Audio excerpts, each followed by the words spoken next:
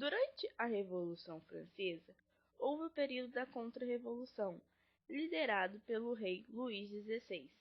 Após esse período de muita desordem, uma nova Assembleia Nacional Constituinte teve que ser formada para preparar uma nova Constituição. Surge então a Convenção Nacional, ou simplesmente Convenção, que tinha os jacobinos, partido representado pela pequena e média burguesia, liderado por Robespierre, como a maioria entre seus membros. Para fins legislativos e administrativos, a Convenção criou, entre outros, o Comitê de Salvação Pública e o Comitê de Segurança Pública. A Convenção Nacional pendurou de 20 de setembro de 1792 até 26 de outubro de 1795.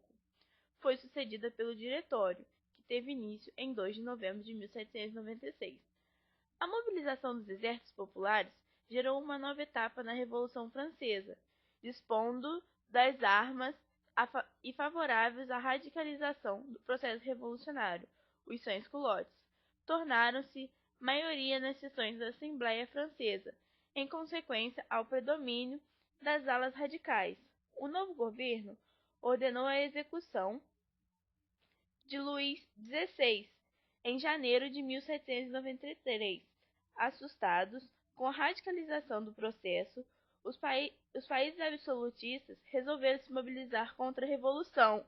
A Inglaterra, que temia a concorrência comercial de uma fortalecida burguesia francesa, financiou os exércitos da primeira coligação, formado por tropas espanholas, austríacas, prussianas e holandesas.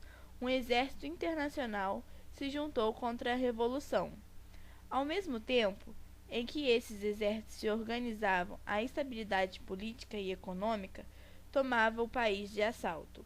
Em junho de 1793, os jacobinos impeliram os sans-culottes a perseguir e prender os girondinos.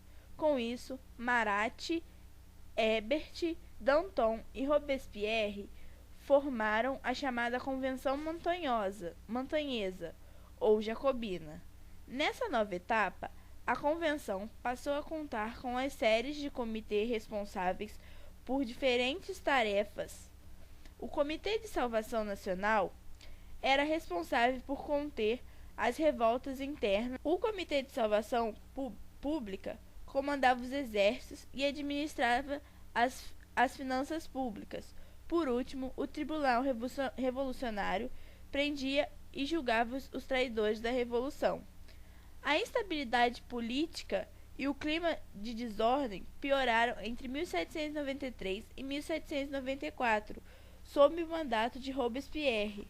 O chamado terror se instalou nas ruas de Paris. Várias pessoas, consideradas traidoras do ideal revolucionário, foram julgadas e executadas sumariamente. Várias leis de forte apelo popular foram instauradas. O tabelamento dos preços estabelecido pela Lei do Preço Máximo tentava controlar o processo inflacionário da economia. Vários bens da igreja e da nobreza foram vendidos em leilões públicos.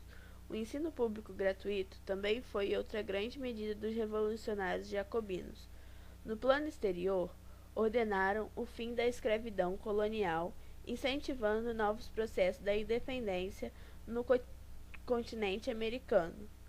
A onda de prisões e assassinatos, a pressão das forças militares externas e o enfraquecimento da economia causaram a desorientação dos radicais.